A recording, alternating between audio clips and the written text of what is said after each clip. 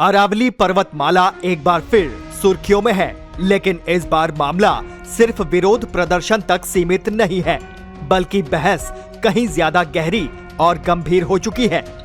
हाल ही में supreme court द्वारा स्वीकार की गई अरावली की एक नई कानूनी परिभाषा को लेकर बड़ा विवाद खड़ा हो गया है। विशेषज्ञों का मानना है कि इस परिभाषा के लागू होने से अरावली की 90% से ज्यादा पहाड़ियां कानूनी संरक्षण से बाहर हो सकती हैं।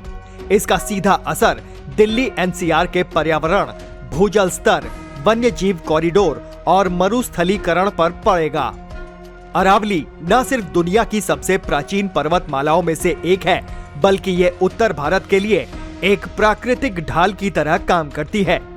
ये थार रेगिस्तान के फैलाव को रोकने, प्रदूषण कम करने, बारिश के जल को जमीन में समाने और जैव विविधता को बनाए रखने में अहम भूमिका निभाती है।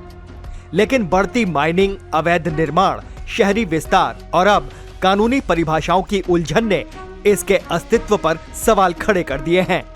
सरकार की ग्रीन वॉल जैसी योजनाएं एक ओर पर्यावरण संरक्षण की बात करती है, वहीं दूसरी ओर अरावली को कमजोर करने वाले फैसले चिंता बढ़ा रहे हैं। सवाल यह है कि क्या कागजी परिभाषाएं प्रकृति की सच्चाई से बड़ी हो सकती हैं? क्या पहाड़ सिर्फ इसलिए पहाड़ नहीं रह जाएंगे क्योंकि वे किसी कानूनी परिभाषा में फिट नहीं बैठते? ये मुद्दा सिर्फ अरावली का नहीं, बल्कि आने वाली पीढ़ियों के भविष्य का है। अब फैसला हमें करना है, क्या हम पर्यावरण को नीति और कानून की सीमाओं में बांध देंगे या प्रकृति को उसके वास्तविक पहचान और संरक्षण का हक देंगे? आपकी राय क्या है?